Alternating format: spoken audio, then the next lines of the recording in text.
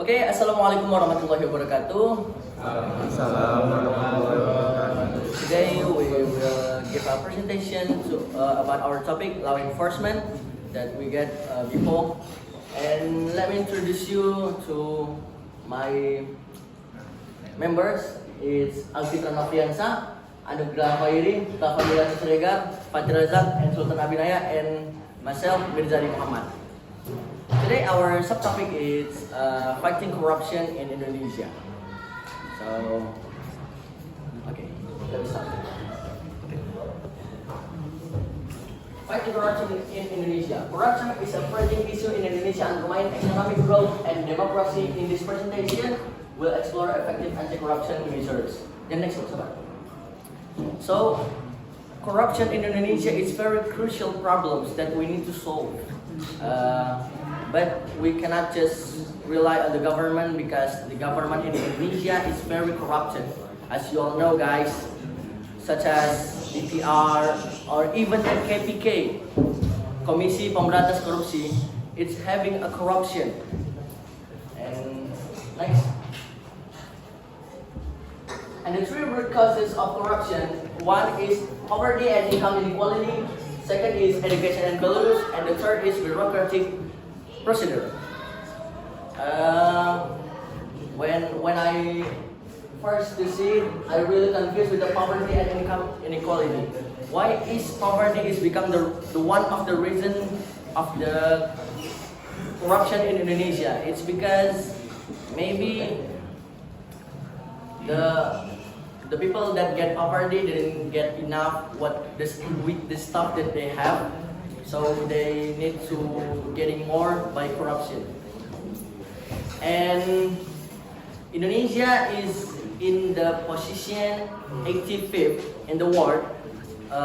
If we see from the CPI or Corruption Perception Index, the scale of CPI is 1 to 100, and the lowest corrupted country in the world is Denmark with the CPI score is 12, and the most corrupted country in the world, 12 is too low, so 90 is Denmark, and the lowest is Somalia 12, and it's the most corrupted country in the world, but Indonesia is 34. Maybe is that next.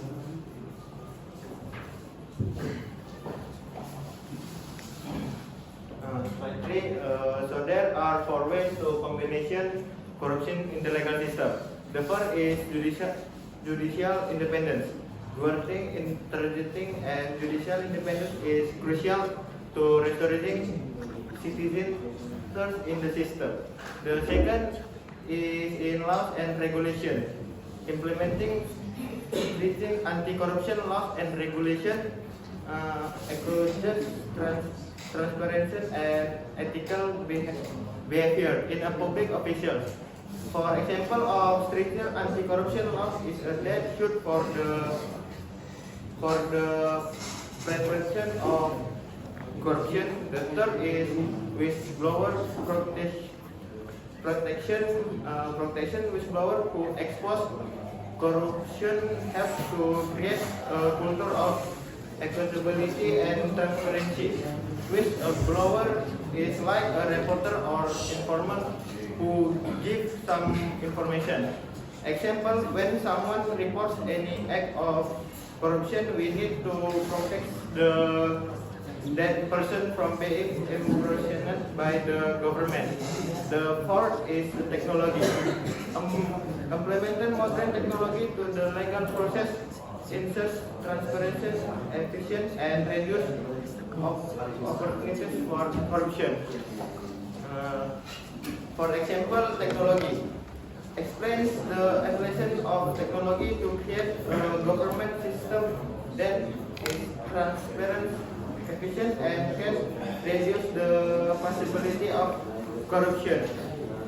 Transparent means that citizens or society can see what is happening in the government. There is nothing to cover up so far. Explain Technology is an application for view, incoming, and expeditive data in government, which can be monitored effectively. For example, the problem experienced by mass people in Indonesia is in the whistleblower protection section, because every time someone wants to report a criminal act of corruption that they know about, they are afraid that their life will be threatened, and they become desperate. I stated that there were 3 efforts made by government in handling corruption. In government efforts include science-changing legislation or structuring regulation development, human rescue, and digitally government. Explained as a member of the legislator PPN, you have to be honest and having promise.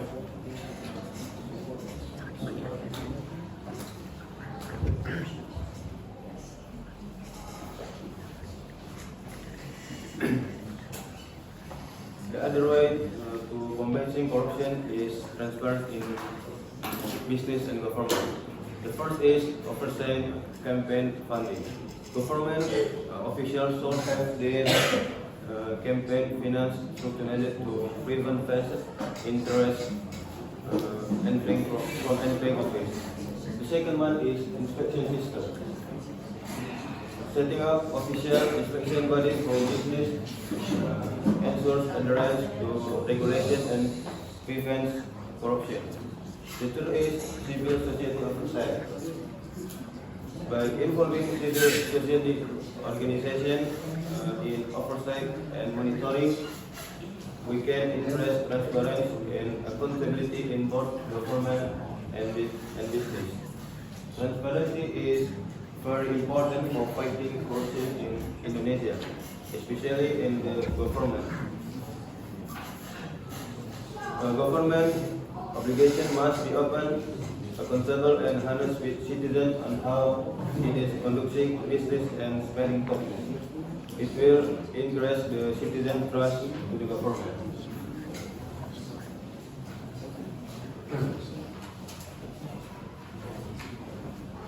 International cooperation. As country, we need to work together with another country in the world. The first thing we can do is sharing information, sharing anti-corruption practice across border, enable learning from another country and their experience.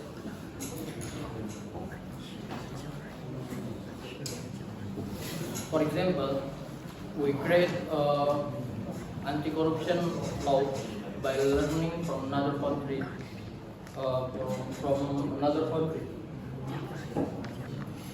to apply draconian punishment for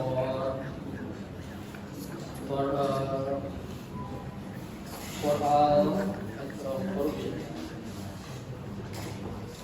So the second is combining effort, involvement of international organizations and combining companies to can help strengthen government in Indonesia and create business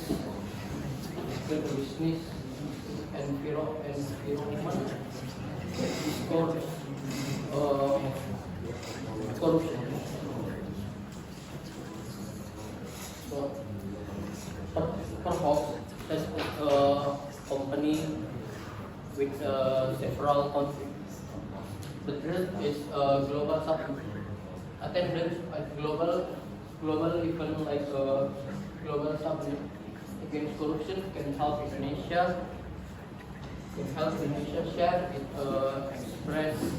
experience with another country.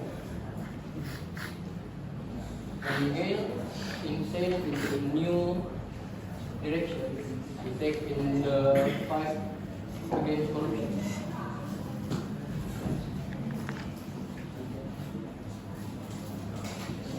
As we said before, education is an important part of addressing corruption in Indonesia. The first is media campaign. Media campaign promoting the ills of corruption can be effective in building public tolerance for anti-corruption measures. The media which can be a poster, an article, short video, and then continue. The second is a role of education. Introducing anti-corruption syllabus in schools can promote the culture of integrity and ethical behavior. Schools in Indonesia must have an anti-corruption education to make a better generation. The third is holding public discourse, encouraging debates, discussions, and forums to build public discourse regarding corruption and good governance can bring visible results in the long run. It's very important and have a big impact especially for the college students in Indonesia.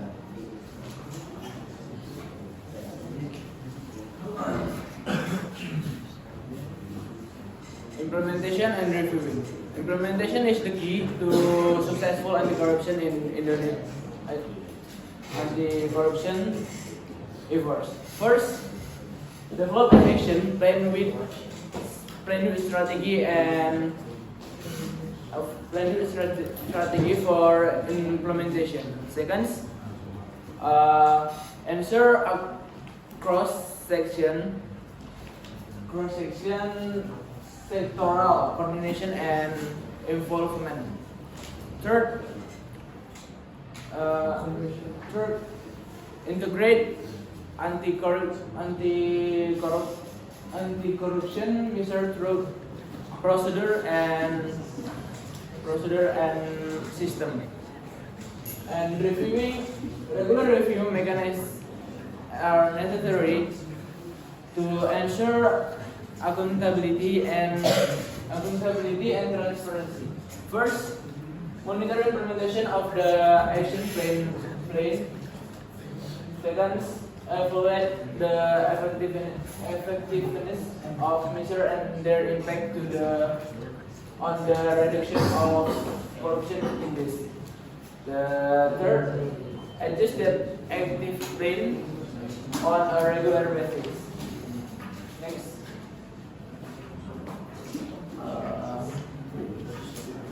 The conclusion of all our presentation is Indonesian society, businesses, and government must work collectively to fight corruption. We must strive to create an ethical and transparent environment in Indonesia that ensures that future generations will not face this problem. Because this corruption problem is cooperate with the citizens of Indonesia too. We can rely on the government to solve this problem because in Indonesia most of the corruption occurs in the government.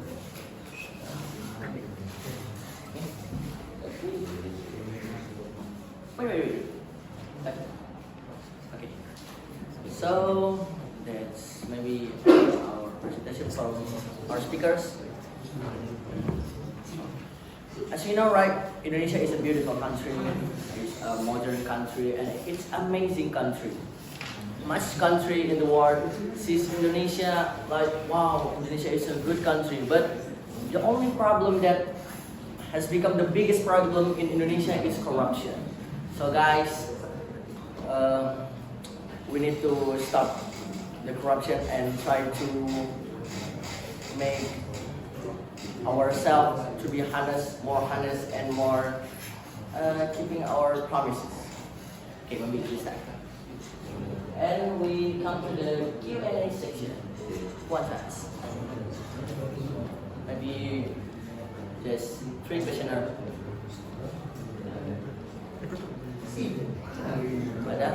Brata.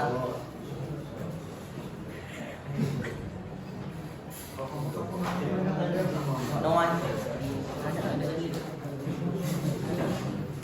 Just pada dulu Brata. Bentar lagi ngambil pertanyaan. Nggak boleh kamu ada. Nggak boleh. So, if I have more time, we will take your question. Okay, what's your question? Pada.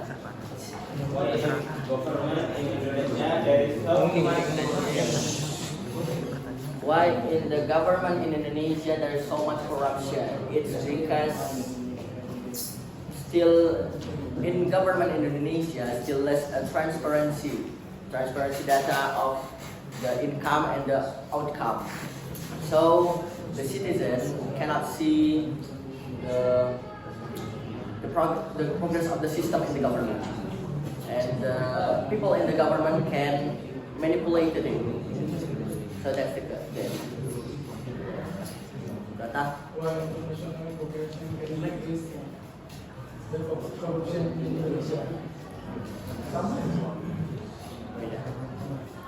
Wait, kau mau jawab? Keep it.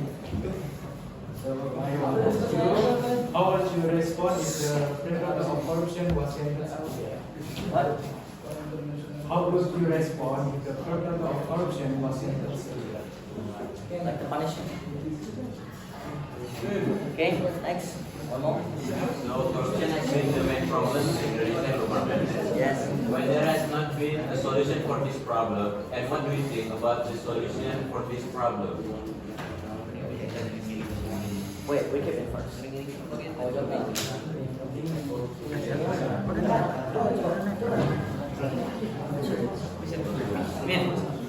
Satu lagi Min.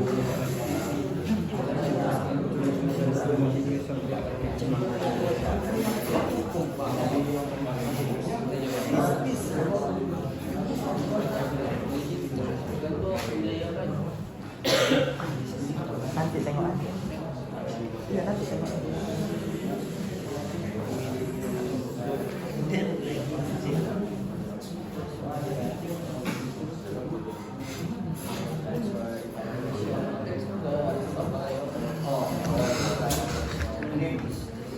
Nanti lah, nggak mau kayak gitu.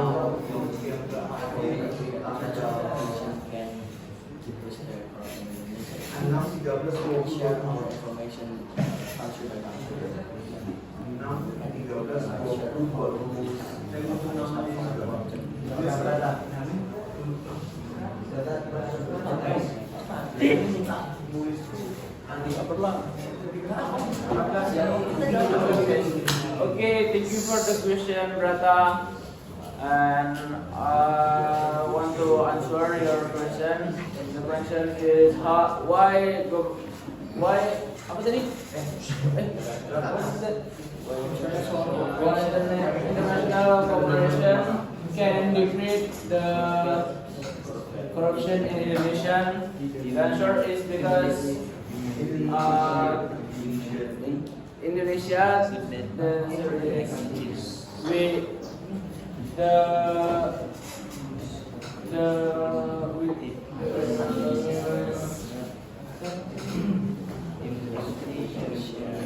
we can share to information for the another country, and the another country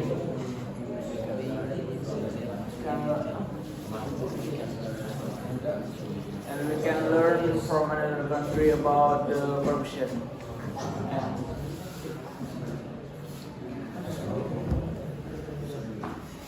And so is it?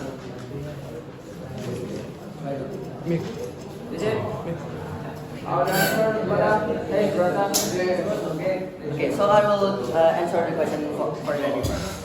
So, Please. you asked me how my response is for the punishment of death shooting for the penalty. So for me, it's a good good action for the corrupted people, because corrupted people cannot be let to go out and just be imprisoned, because that's not enough for me. Maybe just that. That's enough. Okay. And your question, what again? Can you tell me? The point, just the point. Why there's no solution for corruption, and what is the solution for corruption? Why there is no solution Yeah. for the corruption? And what do you think? I think that word is not true, because so much solution for the corruption in Indonesia, but we're not doing it. So much solution, even from the so many solution. Yeah, sorry sir. So many solution, but we're not doing it, and we not do an action to reduce the corruption in Indonesia. Okay, just that. Omar, you want to ask? Oh, but what is it? Why are corruptions in Indonesia not immediately shut down in like China? Okay. So it's because in Indonesia there's a hak asasi manusia. You probably know that HAM is very sensitive in Indonesia, so we cannot just shoot a people by their mistake. Okay, is that right? Anyone else? Okay. So, okay.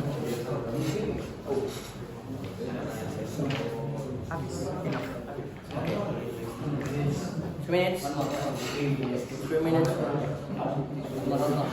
You don't want to ask anything? JC? Come on. Another question, guys. Aku udah nanya.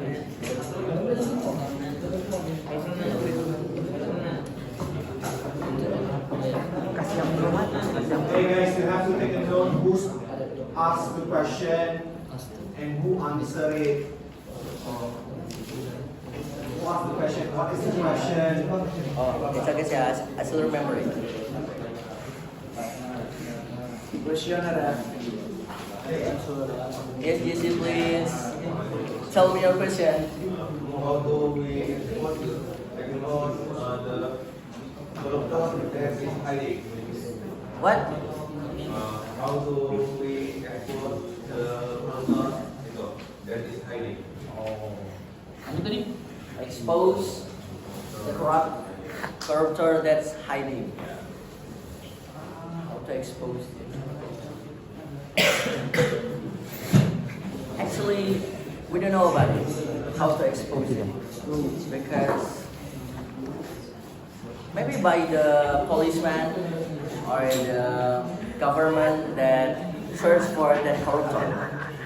Maybe that's it. Because I don't know that. That's just my feeling.